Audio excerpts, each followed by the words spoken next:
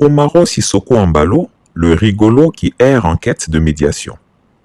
Si vous avez été attentif, il ne vous a sûrement pas échappé l'information que j'ai révélée le 3 septembre 2023 relative à une visite éclair du président rigolo de la Guinée-Bissau à Abidjan.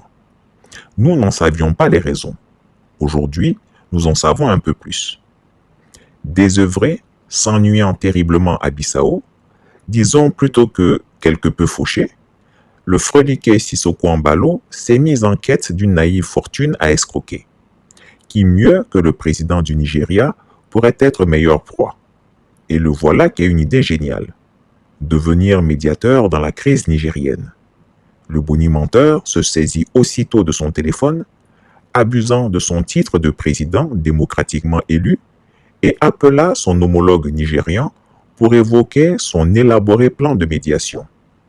Avec force argument, il argua qu'il connaissait les putschistes de Niamey et que ceux-ci ne lui refuseraient guère rien. Malgré les réticences d'Abuja, et pour cause, la fripouille insista. À force de harcèlement, l'on finit par lui envoyer l'avion tant réclamé. Dimanche dernier donc, le 3 septembre 2023, il se rendit à Abuja pour, disait-il, évoquer son schéma de médiation avec l'hôte nigérian. Mais fait curieux, il embarqua avec lui non pas de grands cartables contenant le fameux plan, mais plutôt une charmante, habituée de plaisir et bien connue sur la place de Bissau. Embalo a nommé et investi ce lundi 2 officiers supérieurs de l'armée pour renforcer la sécurité au Palais Rose. Ces postes étaient vacants depuis des décennies. Cette décision intervient dans un contexte de coup d'État perpétré par des officiers chargés de la sécurité présidentielle au Niger et plus récemment au Gabon. La correspondance à Bissau de Alain Hiro Embalo. Dans un contexte de coup d'État mené par des responsables de sécurité présidentielle. Mais pour le président Embalo, il s'agit plutôt d'une tempête dans un verre d'eau. C'est maintenant devenu une mode. Les commandants de la sécurité présidentielle faire un coup d'État. Thomas, je vous avise dès maintenant. Si tu tentes une telle aventure, nous nous battrons longtemps. Les généraux Biagé et Mamadou sont encore là. Nous allons être vigilants et te surveiller. Thomas sera un commandant de la sécurité présidentielle. Il n'aura aucun homme sous sa commande.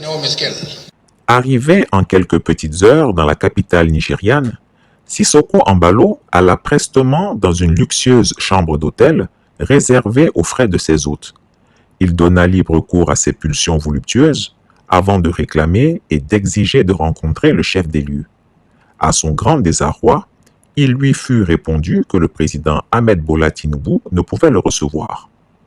Ivre de colère, il salmodia quelques onomatopées avant d'appeler la seconde proie à escroquer. Vous l'aurez deviné, Alassane Ouattara, le vieux grigou. Celui-ci, en quête de la moindre flatterie, accepta de recevoir son jeune collègue pour un déjeuner. Le rigolo de Guinée-Bissau, qui ne décolérait pas de sa déconvenue nigériane, disons qu'il était malheureux de voir les liasses de dollars s'évaporer sous ses yeux gourmands, se rendit aussitôt à Abidjan, mettant fin, je l'espère, à sa médiation chimérique. Les autorités militaires maliennes se souviendront que Sissoko Embalo leur avait fait le même coup en les délestant de quelques millions de francs CFA, leur faisant croire qu'ils feraient à leur profit un lobbying sous-régional. Telle est la vraie histoire de la visite éclair du rigolo Embalo en Côte d'Ivoire. L'histoire d'une escroquerie qui a échoué, du moins qui a échoué à moitié, puisque le larbin a tout de même réussi, par ses belles paroles, à estorquer au despote ivoirien quelques millions de francs CFA. Comme quoi, la célèbre fable de Jean de La Fontaine, le corbeau et le renard, demeure toujours une réalité et d'actualité. En effet, retenez que tout flatteur vit aux dépens de celui qui l'écoute. Le corbeau et le renard de Jean de La Fontaine. Maître corbeau sur un arbre perché tenait en son bec un fromage. Maître renard, par l'odeur alléché, lui tint à peu près ce langage. Bonjour, monsieur du corbeau, que vous êtes joli, que vous me semblez beau. Sans mentir, si votre ramage se rapporte à votre plumage, vous êtes le phénix des hôtes Sepois. À ces mots, le corbeau ne se sent pas de joie. Et, pour montrer sa belle voix, il ouvre un large bec, laisse tomber sa proie. Le renard s'en saisit et dit « Mon bon monsieur, apprenez que tout flatteur vit aux dépens de celui qui l'écoute. Cette leçon vaut bien un fromage, sans doute. » Le corbeau, honteux et confus, jura, mais un peu tard, qu'on ne l'y prendrait plus. Chris ne ment pas. Retrouvez Chris sur ses deux chaînes YouTube, sa chaîne Dailymotion, Instagram et VK.